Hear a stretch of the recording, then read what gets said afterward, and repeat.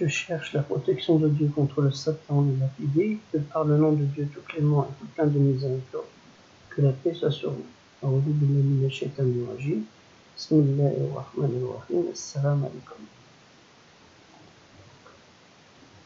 Je vais aborder un sujet qui me tient à cœur, enfin un sujet du moment qui me tient à cœur, au vu des propos que j'entends depuis quelques semaines suite aux événements de l'imam Hassan Iqiyoussen. Mais ça va pas être sur lui. Je remercie néanmoins tous ceux qui ont regardé ma vidéo sur le sujet, plusieurs milliers de vues. Enfin, c'est pas ce que je cherche, moi je cherche à mener et apporter une vérité, celle que Hassan Iqiyoussen donne, en espérant qu'elle soit la plus sincère possible. Le sujet, c'est mieux vivre auprès des siens. J'entends, je lis par-ci par-là que certaines personnes dites de confession musulmane, parfois d'origine étrangère et de nationalité française ou pas, expriment à grands mots il vaut mieux vivre auprès des siens que d'être entouré de kafirs. Au pluriel, on dit kafiruna, voire encore kufar, qui veut dire dans ce sens mécréant, incroyant, ingrat, infidèle, non musulman. Dans la poésie arabe ancienne, le terme kafir signifie l'ingratitude, incluant l'ingratitude religieuse envers Dieu. Donc le contraire de musulman. En sachant d'abord ce que veut dire être musulman, muslim, dérivé du participe passif de salama, conserver, remettre intact, accepter, et du mot que tout le monde connaît, salam, paix. Une racine qu'on retrouve en hébreu avec les 3 lettres shin, lamed, même, qui donne le mot shalom, paix. Voire plus loin, en ougaritique, langue chamito-sémitique cananéenne, shalamou, qui, selon moi, pour faire plus compréhensible le mot musulman, muslim, celui qui est soumis à l'obéissance volontaire avec amour et crainte envers Dieu unique, qui n'a ni engendré ni été engendré. Pour faire plus simple. Je dirais mieux en rajoutant pour certains qui se disent musulmans, muslims, muslimoun, muslimin, mais qui cachent leur infidélité, les munafiq, hypocrites, munafiqin, les hypocrites. Allons dans le sujet. Cela veut dire quoi vivre auprès des siens dans les propos qu'on entend? 1. À l'étranger, dans le pays de nos ancêtres, fussent-ils tous issus d'un même pays, tellement les gens voyageaient depuis des millénaires avec le nomadisme, pour retrouver l'origine, cela se complique. Surtout que tout le monde dans son dit pays, à un moment de son histoire, était victime d'invasions diverses auprès des siens. 2. Auprès des siens, ici en France, mais entre nous, fermés, communautairement parlant, faisant notre propre loi et faisant fi de celle de la République démocratique et citoyenne française, qui, soit dit en passant, vous donne du travail, d'avoir des congés payés, de se syndiquer, qui vous donne des droits sociaux, qui donne de l'instruction à vos enfants, qui vous permet de vous soigner, d'avoir une retraite pour finir vos vieux jours, de voter librement, etc., etc. Ce pays que vous dénigrez avec tant de fougue, en fait, il n'est pas si mal que cela. dans certains pays musulmans où tous ces avantages que vous avez cités n'existent pas ou prou, il est interdit de nos jours, et pas du temps du dernier des prophètes messagers avertisseurs de Dieu l'unique, Mohammed, sur lui le salut et la paix de Dieu, sallallahu alayhi wa sallam, de pratiquer sa religion autre que la religion musulmane, l'islam, ce qui n'est pas le cas en Occident et particulièrement en France. Allez dans certains pays dits musulmans, le Maroc, vous pouvez, l'Algérie, vous pouvez, on verra peut-être avec des yeux. En Tunisie, il n'y a pas de problème, mais il y a des pays,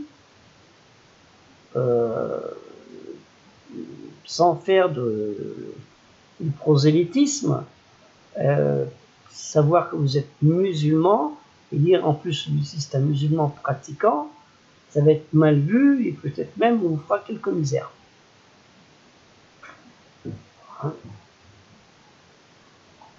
Connaissez-vous les années 90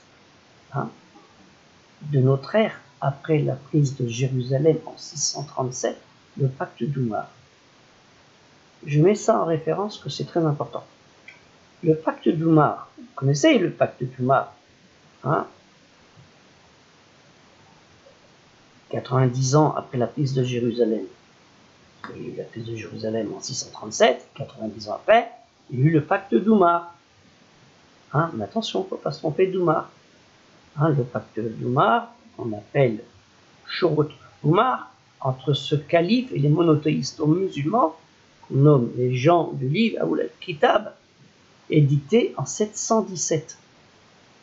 La prise de Jérusalem en 637, le pacte en 717. Qu'on nomme communément le calife Omeyyade Omar Ben Abdelaziz, né en 682, mort en 720, dit communément Omar II, qui, soit dit en passant, était peu apprécié par la noblesse de son pays, de son royaume, de son empire, en raison de ses réformes en faveur du peuple, a laissé dans l'histoire une réputation de grande piété et de dédain du luxe comme des plaisirs terrestres. Il n'hésita pas à encourager publiquement le peuple à élire quelqu'un d'autre s'il n'était pas satisfait avec lui. Vous vous rendez compte? Ce que vous risquez pas de trouver dans un seul pays dit musulman, il vous suffit de voir l'actualité. C'est par ce même Omar II, l'arrière-petit-fils de Omar ibn al-Khattab, mais c'est pas le même. Un a fait la ville, l'autre a fait le pacte. Omar ibn al-Khattab, né en 584, plus ou moins, mort vers 644, qui est devenu, de nos jours, depuis cet événement, cette Jérusalem, ville 3 fois monothéiste. Eh oui, grâce à ces musulmans, Jérusalem, ville 3 fois monothéiste. Et oui, ce qui n'est pas le cas forcément entre les chrétiens et les juifs, ils se sont massacrés aussi, entre les chrétiens et les musulmans, ils se sont massacrés malheureusement. Saviez-vous, en Arabie des Saouds, je préfère dire le mot l'Arabie des Saouds, parce que je ne connais que l'Arabie, que jusqu'en 1949, une communauté juive de la province du Najran, célèbrement connue par les musulmans, Najran, pour ses tragiques aventures des populations, à la frontière du Yémen, vivait officiellement encore. Une communauté juive de la province du Najran en 1949, donc 1944 aussi, vivait officiellement encore. Et je ne parle pas d'Al-Andalouse, la période d'Al-Andalouse, qui durant près de 8 siècles, où la cohabitation était presque exemplaire. Mais peut-être vous êtes mieux que ces souverains de cette période de l'histoire musulmane, pour mieux vivre entre nous. À mon humble avis, qui n'engage que moi, c'est l'ignorance qui fait à certains des deux camps des inepties et des propos haineux et dangereux. Dieu nous en préserve. Ces personnes ont-elles pas bien lu ou regardé la Déclaration des droits de l'homme et du citoyen du 26 août 1789, où il est dit, article 10, « Nul ne doit être inquiété pour ses opinions même religieuses, pourvu que leurs manifestations ne troublent pas l'ordre public établi par la loi. » Ça ressemble pas un petit peu au pacte d'Oumar II, hein? Mijoté. Il faut que cela cesse d'arrêter ces divisions dans les populations musulmanes pour un mot d'éloquence, d'idéologie contraire, dans la même perception de la religion musulmane. Il faut que cela cesse d'insulter des non-musulmans sans cesse, parce que leur religion du monothéiste ou non-religion ne vous conviennent pas. Insultes que nous entendons parfois dans des prêches en ligne ou dans des lieux de culte dits cultuels et culturels islamiques, où parfois le sens culturel est dépravé et enlevé de sa substance.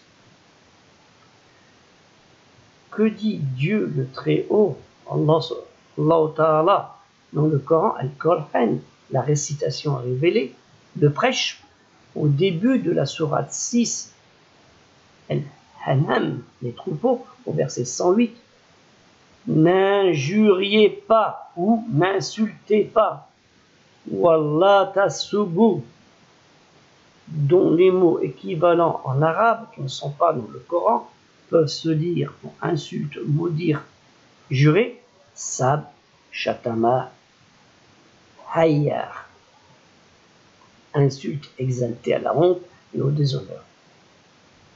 Un mot que uniquement, compagnon de haïr, un mot que uniquement ressemblant en français se nomme haïr, haïr quelqu'un, haïr.